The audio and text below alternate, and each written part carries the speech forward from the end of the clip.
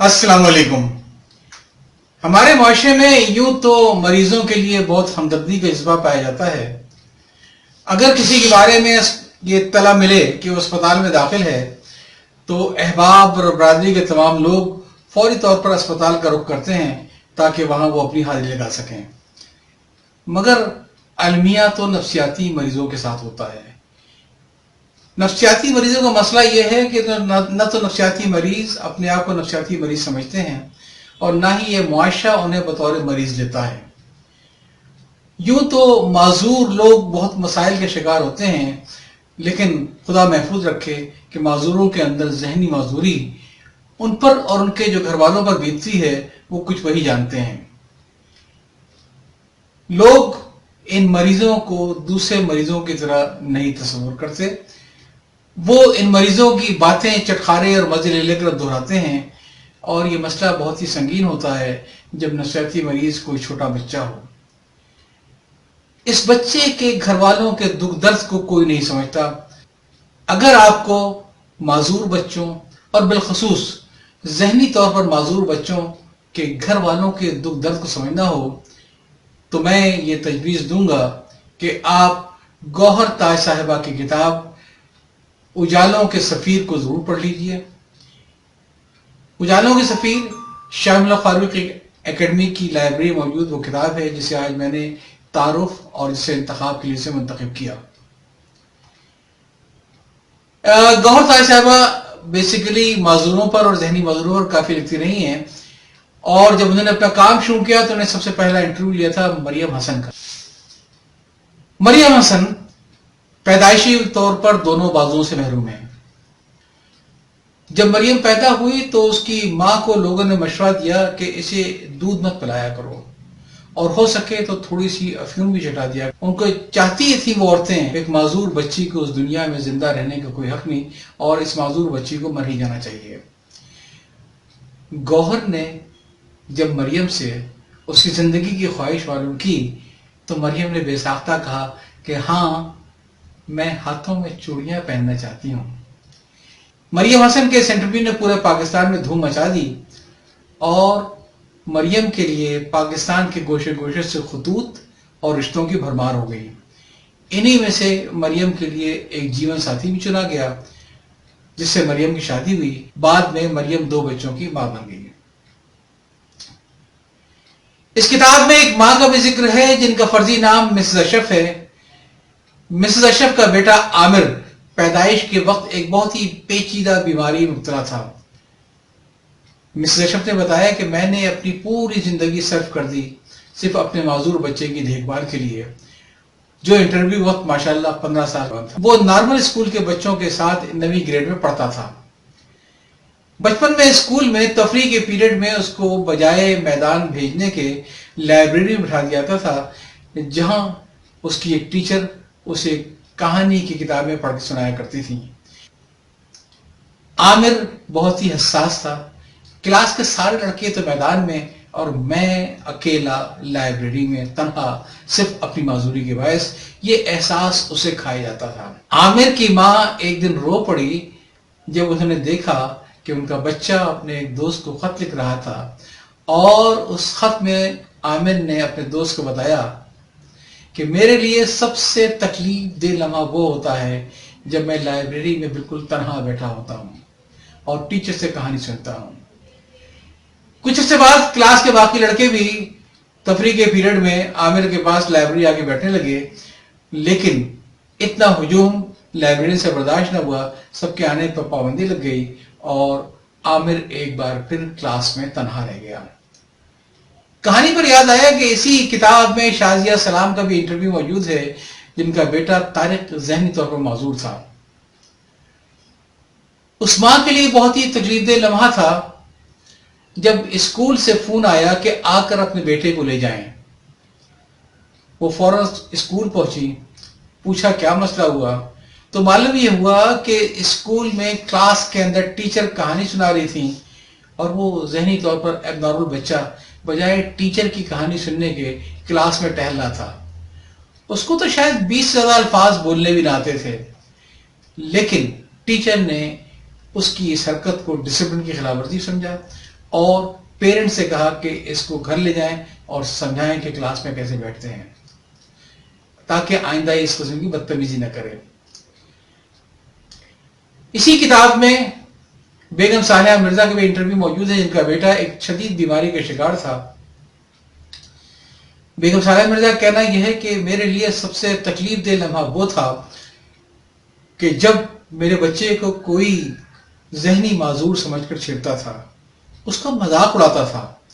بیگم صالحہ کا کہنا یہ ہے کہ میرے دل میں آتا تھا کہ جا کے ان سے کہوں کہ یہ تو اللہ کی بنائی مخلوق ہے، تم اس کا نہیں، تم اس کے رب کا مذاق اڑا رہے ہو، تم جس نے پیدا کیا ہے تم اس کا مذاق اڑا رہے ہو، کیوں یہ تو کسی کے ساتھ بھی ہو سکتا ہے۔ بیگم صالحہ نے کہا کہ جب میرے بابی کو لوگ پگلوٹ کہتے تھے یا آدھا پاگل کہتے تھے تو میں ڈپریشن کے شکار ہو جاتی تھی، اور اسی شدید ڈپریشن میں نے گھر سے باہر نکلنا ہی چھوڑ دیا تھا۔ اگر میں کبھی گھر سے باہر جاتی تو صرف ان لوگوں کے گھر جاتی جن کے گھر والے، جن کے بچے میرے بچے کے ساتھ شفقت کے ساتھ پیش آیا کرتے تھے۔ اس کتاب میں احوال ہے صفیہ گوہر کا بھی، جو ایک معذور بچی کی ماں تھیں۔ صفیہ گوہر کا کہنا یہ تھا کہ میں معاشرے سے کچھ نہیں چاہتی، کاش لوگ ہمیں تھوڑی سی سپورٹ دیجیے کرے تو ہماری مشکلیں کتنی آسان ہو جائیں گی۔ اور اس تھوڑی سی سپورٹ سے مراد ان کی صرف اتنی تھی کہ کچھ دیر کے لیے وہ دیکھ بھال کر لیں اس معذور بچے کی، اس ذہنی معذور بچے کی، تاکہ اس کی ماں سو سکے۔ صفیہ بتاتی ہیں کہ میں 3 سال تک کسی رات بھی آدھے گھنٹے سے زیادہ سو نہیں سکی، اور اس کا اثر یہ ہوا کہ میری ذہنی صحت خود خراب ہو گئی اور میں خود ڈپریشن کا شکار ہو گئی، چڑچڑاہٹ کا شکار ہو گئی، کنفیوژن، بھول جانا، ڈرائیو کرتے ہوئے بجائے بریک کے ایکسیلیٹر دبا دینا ایک عام سی بات تھی۔ اور اگر ہم ڈپریشن کا شکار ہوں تو اپنے جذبات کا اظہار بھی نہیں کر سکتے۔ میری حالت یہ تھی، میرا دل یہ چاہتا تھا کہ کاش میں یہ سب کچھ چھوڑ چھاڑ کے گھر سے باہر نکل جاؤں اور گھر سے بھاگ جاؤں۔ مسز فائزہ کے کہنا یہ ہے کہ میں نے ایک ذہنی معذور بچی کی ماں ہونے کے باعث یہ محسوس کیا کہ انہیں اور ان جیسی دوسری ماؤں کو اپنے خاندان والوں کی اور اپنے گھر والوں کی تعاون اور ان کی کونسلنگ کی کتنی شدید ضرورت ہوتی ہے۔ ان کے بچوں کی معذوری سے وہ ہر وقت ایک صدمے کی حالت میں ہوتے ہیں، ان کے سمجھنے اور سوچنے کی صلاحیتیں معاف ہو جاتی ہیں۔ کئی واقعات اس میں ایسے ہیں کتاب کے اندر جس کو پڑھ کے ہوتا ہے کہ ہم بحثیت قوم کتنا گر چکے ہیں۔ مثلا ایک خاتون تہمینہ صابر یہ بتاتی ہیں کہ جب انہوں نے اپنے ننھے اور بہادر بچے رافع امتیاز کا علاج کے لیے باہر لے جانا چاہا، اور یہ بچہ ایک پیچیدہ بیماری کا شکار تھا جس کا علاج پاکستان میں ممکن نہ تھا، اس کے علاج کے لیے گھر والوں نے سب کچھ بھیج دیا، اپنے تمام اثاثے بیچے، کافی قرضے اٹھائے، اور وہ ماں جب ارمانوں کے ساتھ اپنے میکے پہنچی اور اپنے بھائیوں سے کہا کہ جو باپ کے ترکے سے مجھے جائیداد ملی ہے وہ مجھے تھوڑی سی دے دیا ہے تاکہ میں اپنے بیٹے کا علاج کر سکوں، تو گھر والوں سے ساری عمر بھر کے ان کے رشتے ٹوٹ گئے۔ زندگی میں روپیہ پیسہ اتنا گھن کے طریقے سے رشتوں کو چاٹ جاتا ہے۔ اس معذور بچے کی ماں سے لوگوں نے اس کا حق، اس کے باپ کا ترکہ کیا دینا تھا، یہاں تک تانے دیے کہ کیا کرو گی علاج کروا کے، علاج سے آخر ہوتا بھی کیا ہے۔ ہمارے اپنے بھائی کا آپریشن ہوا تھا، اس کا تو انتقال ہو گیا تھا۔ خیر، ماں کی محنت رنگ لائی اور اس نے جیسے تیسے کر کے اپنے بیٹے کا علاج کرایا۔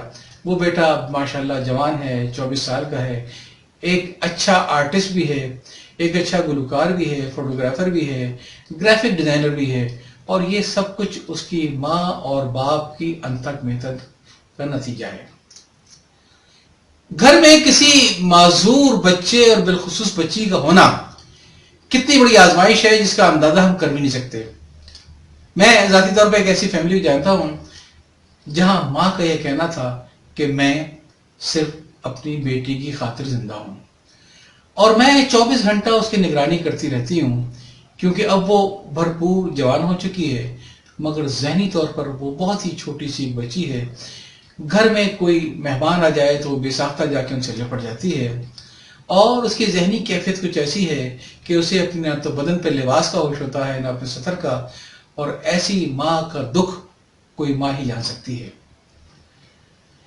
ان کے مسائل بہت ہی گمبھیر ہوتے ہیں اور معاشرے میں لوگوں کی بے اتنائی اور بے رخی ان بچوں کے والدین کے لیے سب سے زیادہ کرب کا سبب بنتی ہے کہ بچے کی معذوری ایک طرف اور معاشرے کی بے رخی دوسری طرف۔ اس کتاب میں ایک کالم نگار ہیں تحریم عظیم، ان کے 2 کالم بھی شامل کیے گئے ہیں جو انہوں نے اپنی چھوٹی بہن کے بارے میں لکھے۔ تحریم کی چھوٹی بہن بچپن میں گردن توڑ بخار کا شکار ہو گئی تھی۔ کچھ انجیکشن جو ان کو دیے گئے جس کا ریئیکشن یہ ہوا کہ وہ مستقل طور پر ذہنی طور پہ معذور ہو گئے۔ تحریم لکھتی ہیں کہ ہم نے بہت مشکل وقت دیکھا۔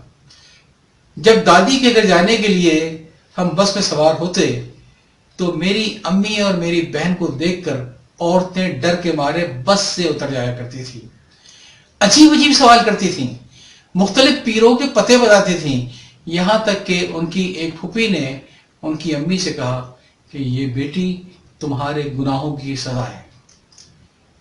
یہ مسائل کتنے عجیب ہوتے ہیں اس بات سے اندازہ لگائیے کہ تحریر میں لکھا کہ جب اس کی بہن جوانی کے قریب پہنچی تو ماں کی مشکلات میں ایک مشکل کا یہ بھی اضافہ ہوا کہ اس کو تو اپنا بھی بالکل ہوش نہیں ہے۔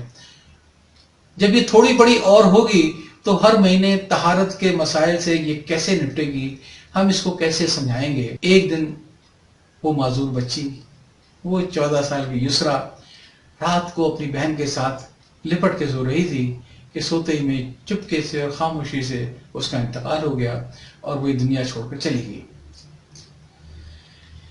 اس کے انتقال کے بعد پورا جو دستور ہے، پورا کنبہ، ساری برادری، تمام محلے والے اور دور نزدیک کے سارے رشتہ دار میت کے گھر میں اکٹھا ہو گئے۔ تدفین کے فوراً بعد وہی کچھ ہوا جو ایسے موقع پر ہوا کرتا ہے، یعنی جب یسرا کی تدفین سے لوگ واپس آئے تو کھانے کے ساتھ ہی گھر میں ایک ہاہاکار سی مچ گئی۔ کسی کو بوٹی چاہیے تھی تو کسی کو چمچ، کوئی فلاں چیز مانگ رہا تھا تو کوئی ڈھمکی چیز مانگ رہا تھا۔ یسرا کی بہنیں اور اس کے گھر والے اور دیگر لوگ بھاگ بھاگ کر تعزیت کے لیے آنے والوں کی خدمت اور ان کی فرمائشیں پوری کرنے میں مصروف تھے۔ ایک خاتون نے آ کر کہا کہ میری بیٹی جو گھر میں موجود ہے اس کو دیکھ کے چاول کھانے کا بڑا شوق ہے، ایسا کرو تھوڑے سے چاول اس کے لیے باندھ دو۔ اور ایک دوسری عورت نے کہا کہ میت کا کھانا گھر میں نہیں رکھتے ہیں، جتنا بچا ہے مغرب سے پہلے پہلے بانٹ ڈالو۔ تحریم لکھتی ہیں کہ پھر ہم جو تھکے ہارے بیٹھے تھے ایک دم اٹھ کھڑے ہوئے، دیگیں خالی کر کے کھانا ادھر ادھر بھجوایا۔ الغرض یہ کہ جتنے منہ اتنی باتیں، ہم ہر ایک بات سن رہے تھے اور اس پر عمل کرتے جا رہے تھے۔ اس کتاب کو میرا خیال ہے کہ ہمیں ضرور پڑھنا چاہیے۔ یہ ہمیں بتاتی ہے کہ دنیا میں دکھ کتنے بکھرے ہوئے ہیں۔ اجازت چاہتا ہوں، اللہ حافظ۔